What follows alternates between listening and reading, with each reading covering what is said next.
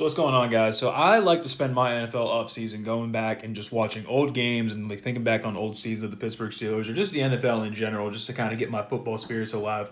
And I accidentally dug myself into the wormhole that was the 2020 NFL season, and just looking back on it now, it's crazy how things happened. It's for not just Pittsburgh Steelers, but the entire NFL. COVID-19 ended up canceling the preseason game, so the NFL season in 2020 starts with Week 1, and the Steelers go to New York to take on the Giants with the return of Big Ben, who went down in Week 2 of 2019 with an elbow injury. Juju Smith-Schuster solidifies himself as a wide receiver 1 for Pittsburgh. The Pittsburgh Steelers defense is trying to prove that they're the best in the league, with young TJ Watt entering year 3, a year 9 Cam Hayward, and newly acquired Mika Fitzpatrick from the Miami Dolphins. The Steelers dominate the Giants on Monday night. Ben Roethlisberger, 3 touchdowns, 230 yards, and the defense held Saquon Barkley to 6 yards on 15 carries.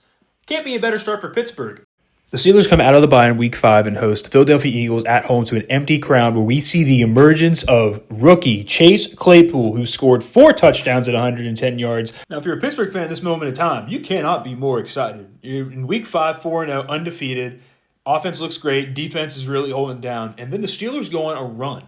They go to 10-0 before things start to get really weird. The Pittsburgh Steelers host the Baltimore Ravens on a Wednesday night of Week 12. With COVID speculations, Lamar Jackson is out for this game, and we are met with the quarterback duo, Trace McSorley and Robert Griffin III. The Steelers somehow survive a scraped Baltimore Ravens 19-14, and somehow the Steelers are 11-0.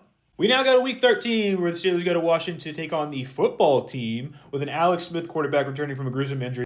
Turnovers, lack of offensive movement, lack of defensive stops. The Steelers find their first loss to the football team to fall to 11-1, and this is where it starts to fall off the rails. The Steelers find 2 more losses. First one to the Buffalo Bills with newly acquired Stephon Diggs for that Josh Allen Buffalo Bills offense, just too powerful for the Pittsburgh Steelers. And then they lose to the 2-10 Bengals. Fortunately for Pittsburgh, you have clinched the AFC North at this point. You rest your starters, find 1 more loss, and you head into the postseason AFC North champs at 12-4. The Pittsburgh Steelers host the Cleveland Browns in the newly expanded NFL playoffs, where this game unfortunately was over before it started.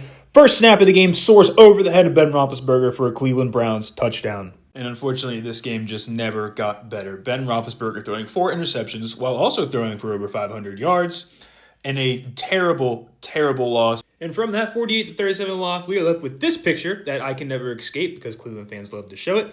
Ben Roethlisberger, Marquise Pouncey on the sideline. Marquise Pouncey goes on to retire after this. Big Ben, not so long after that, also retires. And the Steelers just get stuck in this rebuild, but they won't rebuild situation. And that is the anomaly of 2020.